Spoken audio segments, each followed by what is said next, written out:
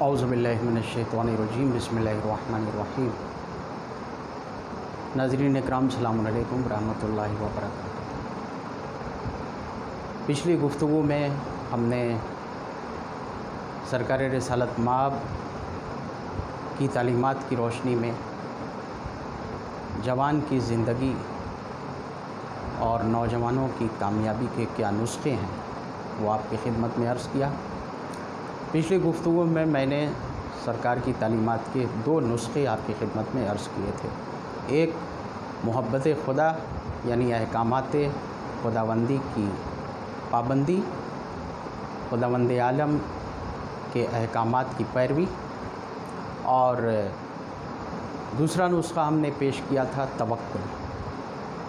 آج ہم مزید 2 نسخے سرکار رسالت مآب حضرت محمد مصطفیٰ صلی اللہ علیہ وآلہ وسلم کی تعلیمات کی روشنی میں آپ کی خدمت میں عرض کریں گے، یعنی آج کی گفتگو میں ہم تیسرا اور چوتھا نسخہ پیش کریں گے۔ سرکار رسالت مآب ارشاد فرماتے ہیں کہ نوجوانوں کو چاہیے کہ خود کو کلام خداوندی، ارشادات خداوندی کا مخاطب قرار دے۔ یعنی اگر ہم چاہتے ہیں کہ اللہ کے کلام کو سننے والا بنیں اور یہ شرف حاصل کریں کہ اللہ ہم سے گفتگو کرے، تو اللہ نے اپنی کتاب میں گفتگو کی ہے، اس کو ہم بغور سنیں، اس کو سمجھیں اور اس پر عمل کریں۔ بہار الانوار کی جلد نمبر 7 میں سرکار رسالت مآب ارشاد فرماتے ہیں کہ قرآن مجید وہ برکتوں والی کتاب ہے کہ جو تمہارے وجود کو روشن اور منور کرتی ہے، اور جو جوان مومن قرآن مجید کو پڑھتا ہے، قرآن مجید اس کے وجود میں سرایت کر جاتا ہے، یعنی رچ بس جاتا ہے۔ کیا مطلب ہے اس کا؟ ذرا اس پر غور کریں۔ عزیزان محترم، ہم جس ماحول میں بھی رہتے ہیں اس کا اثر ہمارے خون پہ پڑتا ہے، ہمارے اعضاء و جوارح پہ پڑتا ہے۔ اس کی میں مثال دے دوں کہ بہت ساری بیماریاں جیسے بلڈ پریشر یا شوگر، اس کے جو اسباب ہیں اس کی ایک وجہ ہے، ڈاکٹر پوچھتا ہے کہ آپ کس ماحول میں رہتے ہیں، کہیں آپ کو ٹینشن تو نہیں ہے، کہیں آپ کسی صدمے سے 2-4 تو نہیں ہیں، کہیں آپ کسی چیز کے بارے میں بہت زیادہ فکر مند تو نہیں۔ تو اس کا مطلب یہ ہے کہ ہم جس ماحول میں بھی رہتے ہیں اس کا اثر ہمارے وجود پر، ہماری طبیعت پر، ہماری صحت پہ پڑتا ہے، ہمارے جسمانی نظام پر پڑتا ہے۔ تو اب اگر ہم اچھے ماحول میں رہیں گے تو جسم پر اچھا اثر پڑے گا، روح پر بھی اچھا اثر پڑے گا۔ برے ماحول میں رہیں گے تو برا اثر پڑے گا۔ اگر ہم جھوٹ کے ماحول میں رہیں گے، اگر ہم دھوکہ دھڑی کے ماحول میں رہیں گے، اگر ہم چوروں کے درمیان میں رہیں گے، اگر ہم دنیا کو ٹھگنے والے لوگوں کے درمیان میں رہیں گے، اگر ہم جعلسازوں کے درمیان میں رہیں گے، اگر ہم منافقین کے درمیان میں رہیں گے، تو ہمارے خون پر اس کا اثر پڑے گا، ہمارے وجود پر اس کا اثر پڑے گا۔ وہی سب باتیں ہمارے وجود کے اندر رچتی جائیں گی، بستی جائیں گی۔ لیکن اگر ہم نیک لوگوں کے درمیان، سچ بولنے والوں کے درمیان، سچے انسانوں کے درمیان، پڑھے لکھے لوگوں کے درمیان میں رہیں تو اس کا اثر بھی ہمارے خون پر پڑتا ہے۔ سرکار رسالت مآب فرماتے ہیں کہ جو جوان مومن قرآن کی تلاوت کرتا ہے اور اس کو سمجھتا ہے، اس کے خون پر، اس کی طبیعت پر، اس کے وجود پر اس کا اثر پڑتا ہے۔ اس لیے ہمیں قرآن کو پڑھنا چاہیے، ہمیں سمجھنا چاہیے، تاکہ جب ہم بروز محشر مبعوث کیے جائیں تو ہمارا شمار قرآنی لوگوں میں ہو جو اللہ کی کتاب سے محبت کرنے والے ہیں۔ سرکار رسالت مآب نے ایک حدیث میں ارشاد فرمایا کہ جس نے قرآن کے دامن کو مضبوطی سے تھاما قرآن اس کی حفاظت کرے گا، اور جس نے قرآن کو اپنا رہنما مانا وہ نجات پائے گا، وہ ہدایت پائے گا۔ کیا مطلب ہے عزیزان محترم قرآن کے دامن کو مضبوطی سے تھامنے کا؟ مطلب یہ ہے کہ دنیا کے فتنوں میں اور اس کی لہروں میں انسان نہ بہہ جائے، آشوب دنیا میں گرفتار ہو کر کے نہ رہ جائے، بلکہ ہر لمحہ یہ خیال رہے کہ اللہ اپنی کتاب میں ہم سے کہہ کیا رہا ہے، اور اس میں بھی عزیزان محترم قرآن کو اپنے اعتبار سے سمجھنے کی کوشش نہ کرے، ان لوگوں سے سمجھے جن کے سینے میں علم کتاب ہے۔ ورنہ آج بہت سارے لوگ جن کے ہاتھوں میں اللہ کی کتاب ہے لیکن وہ اس کی تفسیر نہیں جانتے، اس کے معنی مطلب کو نہیں جانتے، اس کا غلط مطلب نکالتے ہیں۔ کیوں؟ اس لیے کہ سرکار رسالت مآب نے جو نسخہ بتایا تھا اس کو فراموش کر دیا۔ اکثر علماء کرام نے اپنی کتابوں میں سرکار رسالت مآب کی یہ حدیث نقل کی ہے کہ سرکار نے ارشاد فرمایا، بسم اللہ الرحمن الرحیم، انی تارک فیکم الثقلین کتاب اللہ وعطرتی اہل بیتی ما ان تمسکتم بہما لن تضلوا بعدی وانہما لن یفترقا حتی یرد علی الحوض۔ میں تمہارے درمیان دو گراں قدر چیزیں چھوڑے جا رہا ہوں، ایک کتاب خدا، دوسرے میری اطرت، جب تک تم ان دونوں سے وابستہ رہو گے کبھی گمراہ نہ ہونے پاؤ گے۔ دونوں سے مطلب کتاب اور معلم کتاب۔ کسی کتاب کو بغیر ٹیچر کے، بغیر استاد کے آپ نہیں سمجھ سکتے ہیں۔ صرف کتاب کافی نہیں ہے، جب تک اس کا ٹیچر نہ ہو، جب تک اس کا معلم نہ ہو۔ تو قرآن سے وابستگی کا مطلب یہ ہے کہ قرآن کو ان سے سمجھا جائے جن کے پاس علم کتاب ہے، اور وہ کون ہیں؟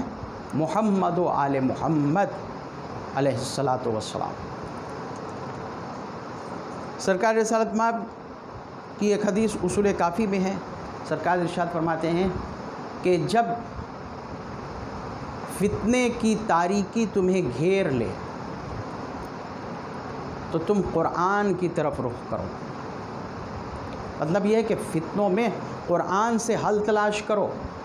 رخ کرو کا کیا مطلب ہے؟ قرآن میں حل اس کا ڈھونڈو کو کیا ہے؟ قرآن میں ہر خشک و تر موجود ہے، قرآن میں ہر پریشانیوں کا حل موجود ہے، تو قرآن میں تلاش کرو۔ سرکار ارشاد فرماتے ہیں کہ اگر جنت کا رخ کرنا چاہتے ہو، جنت کی رہنمائی چاہتے ہو تو قرآن کی طرف رخ کر لو، اور یاد رکھو کہ جس نے قرآن سے منہ موڑا اس کا ٹھکانہ دوزخ ہے، جہنم ہے۔ مطلب کیا ہے؟ مطلب یہ کہ طوبیٰ، سلسبیل، کوثر، جنت کی تمام نعمتیں وہ سب کی سب احکامات خداوندی کی پابندی میں ہیں جو قرآن مجید ہے۔ جنت کی چابی تعلیم قرآن ہے، جنت کی کنجی قرآن فہمی اور قرآن پر عمل ہے۔ یہ آج کا تیسرا نسخہ ہوا ہے سرکار رسالت مآب کی گفتگو کا، اس سلسلے کا تیسرا نسخہ ہوا کہ خود کو کلام الہی کا مخاطب قرار دو۔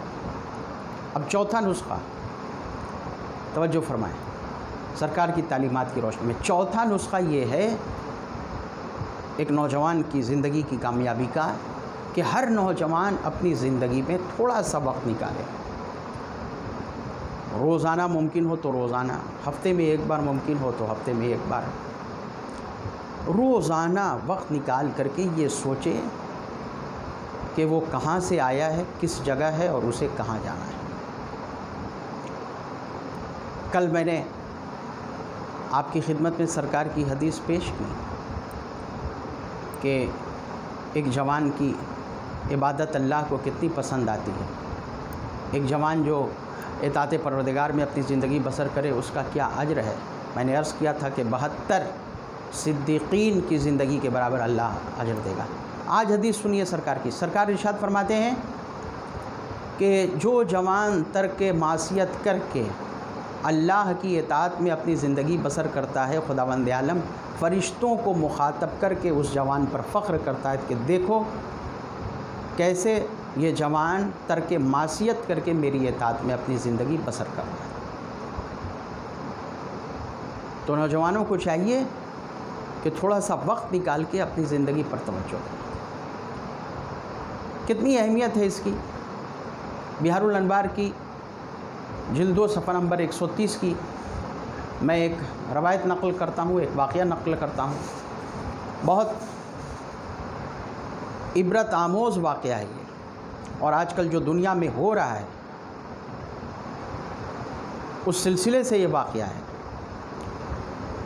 یہ واقعہ ہماری آنکھیں کھولنے کے لیے کافی ہے کہ دنیا میں کس طرح سے پروپیگنڈے کا رواج ہو گیا ہے اور کس طرح سے لوگوں کو آپس میں ایک دوسرے سے جدا کرنے کی سازشیں چل رہی ہیں. اور کہیں کہیں گھر کا گھر، کہیں کہیں شہر کا شہر، اور کہیں کہیں پوری قومیں پروپیگنڈے کی وجہ سے تباہ و برباد ہو جاتی ہیں. لوگوں کو پروپیگنڈے کی وجہ سے غلط رخ دے دیا جاتا ہے اور وہ اسی سمت چل پڑتے ہیں. ایسی سازشوں سے آپ کو ہوشیار رہنے کی ضرورت ہے. جناب ابن عباس ایک جوان سے بہت محبت کرتے تھے. ایک شخص آیا اور اس نے آ کر کے جناب ابن عباس سے کہا کہ آپ اسے کیوں اتنا چاہتے ہیں، اس سے کیوں اتنی محبت کرتے ہیں؟ جناب ابن عباس نے کہا کہ وہ عبادت گزار ہے، خوف خدا رکھنے والا بندہ ہے، نیک بندہ ہے. اس شخص نے چغلی کی اور جناب ابن عباس سے غلط اور جھوٹی شکایت کی. کہا کہ نہیں، وہ شخص تو نبش قبر کرتا ہے، قبریں کھودا کرتا ہے. مطلب کیا؟ نبش قبر کا مطلب آپ سمجھ گئے. اگر کسی کے بارے میں کہا جائے کہ قبریں کھودتا ہے، مطلب کیا؟ کفن چرانے والا، معاذ اللہ. کہا وہ تو نبش قبر کرتا ہے. جناب ابن عباس نے کہا کہ تمہیں کیسے پتہ؟ کہا کہ وہ رات کی تاریکی میں قبرستان جایا کرتا ہے. جناب ابن عباس نے کہا کہ میں پتہ کروں گا، میں حقیقت معلوم کروں گا. اس کے بعد جناب ابن عباس نے اس پر نظر رکھی کہ وہ کب قبرستان جاتا ہے. رات کی تاریکی میں جب وہ قبرستان کے لیے روانہ ہوا تو جناب ابن عباس بھی اس کے پیچھے پیچھے روانہ ہوئے. گئے، کیا دیکھا کہ اس نے ایک قبر کھودی اور قبر میں اترا. دیکھیے یہاں تک ٹھیک ہے کہ وہ رات میں گیا، قبر کھودی، قبر میں اترا، لیکن اب آگے دیکھیے ہوتا کیا ہے. جناب ابن عباس فرماتے ہیں کہ میں نے کیا دیکھا کہ وہ قبر میں اترا اور میں نے اپنے کانوں سے سنا کہ قبر میں اترنے کے تھوڑی دیر بعد اس کے رونے اور گڑ گڑانے کی آواز آئی، اور میں نے یہ آواز سنی کہ پروردگارا مجھے بھی اسی قبر میں آنا ہے، مجھے بھی اسی شہر خموشہ میں آنا ہے. ایک دن مجھے بھی یہی کفن اوڑھ کر سونا ہے، کفن پہن کر سونا ہے. پروردگارا قبر تاریک ہے، تو اسے روشن اور منور کر دینا. پروردگارا یہاں کوئی مددگار نہیں، تو میری مدد کرنا. پروردگارا میرا دامن گناہوں سے آلودہ ہے، پروردگارا میرے گناہوں کو معاف فرمانا. اس کے بعد وہ قبر سے باہر نکلا. جناب ابن عباس گئے، انہوں نے اسے سینے سے لگا لیا اور کہا کہ واہ کتنا اچھا ہے تو قبر کھودنے والا کہ اپنے ہاتھ سے قبر کھودتا ہے اور پھر اپنے گناہوں کو اسی قبر میں دفن کر دیتا ہے. عزیزان محترم، ایسے ہی جوانوں کے بارے میں پیغمبر اسلام نے ارشاد فرمایا ہے کہ ان پر خدا فرشتوں کے درمیان فخر و مباحثت کرتا ہے. لیکن اس واقعے سے ہمیں یہ بھی پتہ چلا کہ صرف ظاہر کی چند باتیں دیکھ کر کے کسی کے بارے میں بدگمان نہیں ہونا چاہیے اور کسی کے بارے میں غلط پروپیگنڈا تو ہرگز نہیں کرنا چاہیے. اس کو قبرستان جاتے ہوئے دیکھ کر کے کسی نے اسے معاذ اللہ نبش قبر کرنے والا، کفن چور سمجھ لیا، اسے گمراہ سمجھ لیا، جبکہ حقیقت یہ تھی کہ وہ قبرستان جا کر کے اپنے گناہوں کی مغفرت کی دعائیں کیا کرتا تھا. نہ جانے کتنے ہمارے سماج میں ایسے ہی لوگ ہیں جو ہیں نیک، جو ہیں مومن، جو ہیں سچے، لیکن لوگوں کی نظروں کے دھوکے نے انہیں پروپیگنڈے کا شکار بنا دیا. ہمیں ہوشیار اور خبردار رہنے کی ضرورت ہے. خداوند عالم سے دعا ہے کہ وہ ہمیں فتنہ و فساد اور پروپیگنڈوں سے محفوظ فرمائے۔ والسلام علیکم ورحمۃ اللہ وبرکاتہ۔